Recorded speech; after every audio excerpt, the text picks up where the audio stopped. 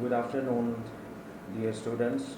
I am Dr. Saqib Javed Ahmed, Assistant Professor of Radiology in Akhtar Said Medical and Dental College. My today's representation is Radiology of Acute Abdomen. We will discuss all those conditions with which the patient presents mostly in the ER and what kind of radiological images can be prescribed or can be performed for the diagnosis of such conditions. Now, first of all, we should know the definition of acute abdomen. Acute abdominal pain is the pain unrelated to the trauma. It is one of the most common conditions in the patient presenting to the hospital emergency departments. It is a syndrome characterized by the sudden onset of the severe abdominal pain requiring early medical or surgical treatment. Now, what are the various structures in the abdomen which can lead to the condition of acute abdomen? First of all, bowel, stomach, small intestine, large intestine, and among the viscera, gallbladder, pancreas, kidney, and among the vascular structures, more important is aortic, abdominal aorta and mesenteric structures. We can divide these conditions into three main. First of all, life-threatening acute aneurysmal rupture, pancreatitis, bowel ischemia, perforated peptic ulcer, perforated diverticulitis, and in between are the appendicitis, cholecystitis, sigmoid diverticulitis, and salpingitis.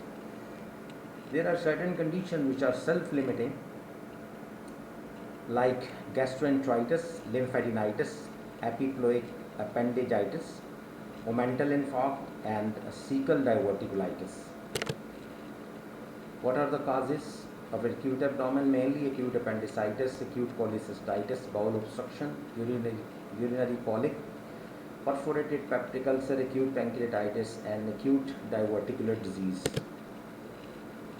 What are the imaging techniques? The basic imaging techniques for the clinical assessment often difficult. Laboratory investigations are often non-specific. So first of all, we'll go for the plain X-ray, then ultrasonography, later on CT examination or contrast studies.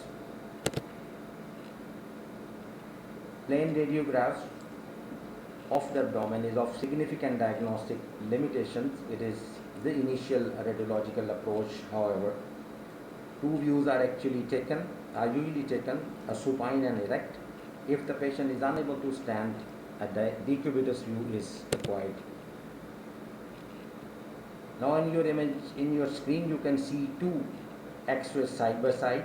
One is taken in the supine position, another is taken in erect. In erect, we got to know if there is a presence of gas under the diaphragm, which can lead us to the diagnosis of perforation.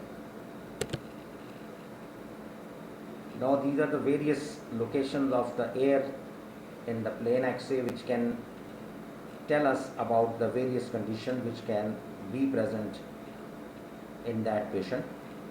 First of all, localized ileus, in which air in the rectum is present. Small bowel loops, 2 to 3 distended loops. Air in the large bowel is present in the rectum and the sigmoid. Generalized ileus, still you can see the air in the rectum and the sigmoid. Multiple distended loops can be present, and small gut loop, large gut loops are dilated. Small bowel obstruction, no air in the rectum or the sigmoid. Multiple dilated loops and no dilated large gut loops. Last is large bowel gut obstruction, no gas in the rectum or sigmoid colon, and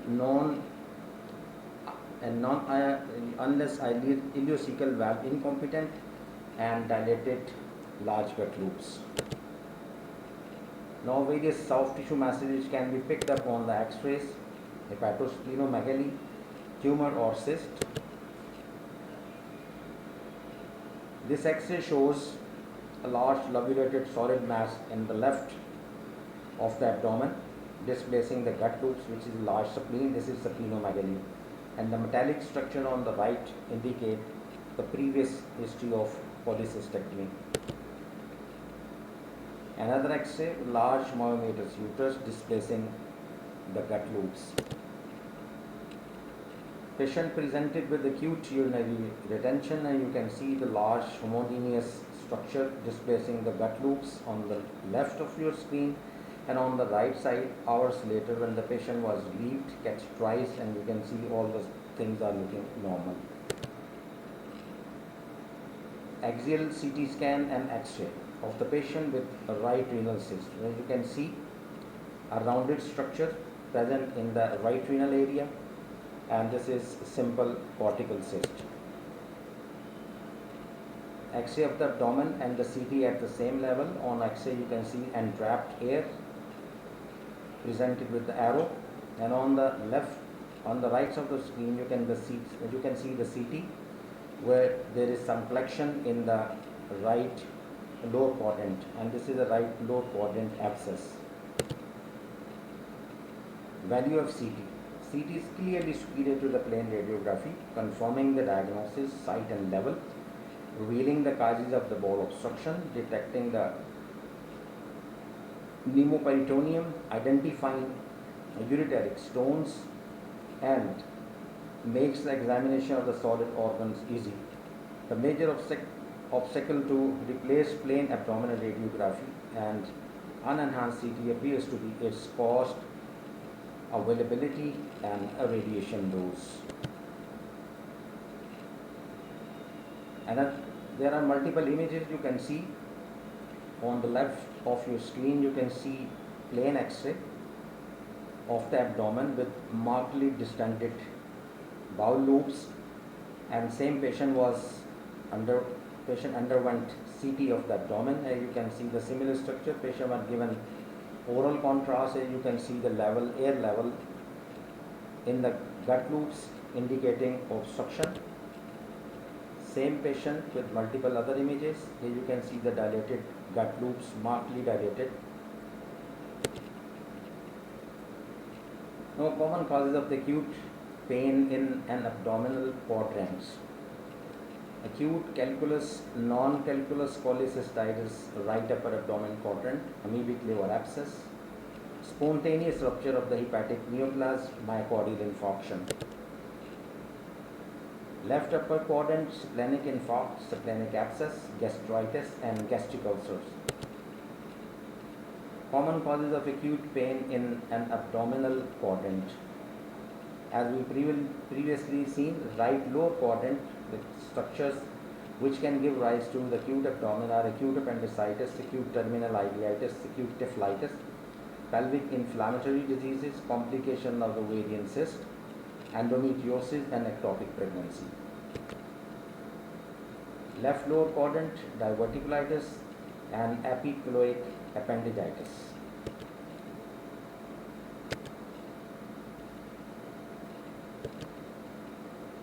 Now, visceral inflammatory conditions.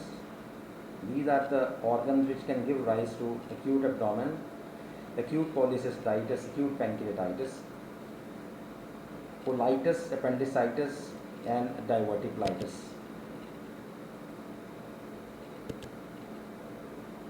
Here you can see the ultrasound picture of a patient with acute cholecystitis with a stone impacted in the gallbladder neck. The mechanism of acute cholecystitis, acute calculus cholecystitis, is the trapped, contracted bile irritates the gallbladder wall, causing increased secretion, which in turn leads to the distension edema of the gallbladder wall. Rising interluminal pressure compresses the vessels, resulting in thrombosis, ischemia, and subsequent necrosis and perforation of the wall of the gallbladder. Here you can see the CT picture of acute calculus cholecystitis, wall thickness, multiple stones. Yet another two pictures, ultrasound and CT side by side. Another picture where you can see a large stone in the CT.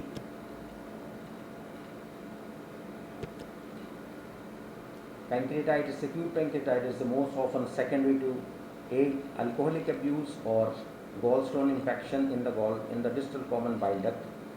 Other causes include trauma, cryptogenic tumor infection, hyperlipidemia, and ERCP.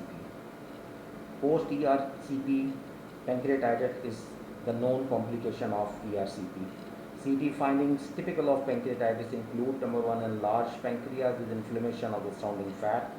Peripancreatic fluid collection can often be seen, pseudocyst, and pancreatic secretions are later complications of the pancreatitis. Here you can see the CT picture axial scan. Here you can see peripancreatic fat stranding and fluid collection. Another picture with peripancreatic necrosis and collection. Now here you can see the pancreatic necrosis very well. You cannot see the normal structure contour of the pancreas due to the devastating necrosis and destruction of the organ. This is a late complication, pancreatic pseudocyst. These are the collections in the abdominopelvic cavity along with the collection in the body and the tail of the pancreas.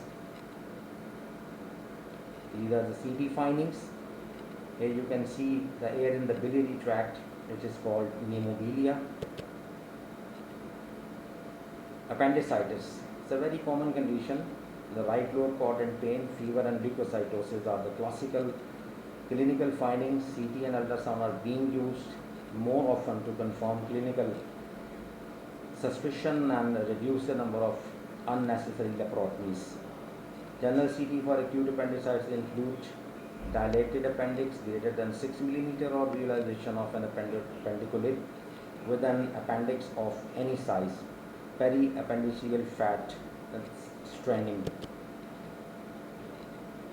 Normal appendix. It's very rare to find the normal appendix on ultrasound. It's really not visible. Here you can see the CT with the dilated and inflamed appendix with periappendiceal fat stranding. Yet another picture. Note the fat stranding. Arrowheads are placed. This is the finding of acute appendicitis on ultrasound. As you can see, a tubular structure with blind end, thickened walls, and fluid-filled structure. Abdominal lymphadenopathy. This may be the one cause of acute abdomen when there is abdominal mesenteric lymphadenitis.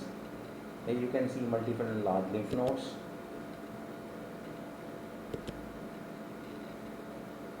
Inflammatory bowel conditions, colitis, inflammation of the colon. Specific entities which produce inflammatory thickening of the colon include diverticulitis, inflammatory bowel disease, pseudomembranous colitis, and other bacterial infection such as typhlitis. This is a CT image through the pelvis. You can see moderately thickened walls of the large gut. Another picture, contrast was given. You can see, you can appreciate the wall thickening. Yet another picture. Case of diverticulitis showing thickened sigmoid colon and a diverticulum. Pictures of diverticulitis. On the contrast study on your right of the screen, you can see the multiple diverticuli. Renal colic. Another common condition which the patient presents to the ER, as you can see in the CT images, a small stone in the right vesico-ureteric junction which is leading to hydronephrosis on the right side. Perinephric fat stranding is another indication of the obstructive uropathy. Now aortic aneurysm, one of the deadliest condition in which there is ruptured aortic aneurysm which can lead to the serious consequences. Plain X-ray lateral view, you can see a tubular structure with peripheral calcification. CT, aneurysm of the abdominal aorta, wall intact. with little bit leaking around the abdominal aorta at this level. Another condition where is more leaking, rather like ruptures or aortic aneurysm. Thank you. This is the end of discussion for today.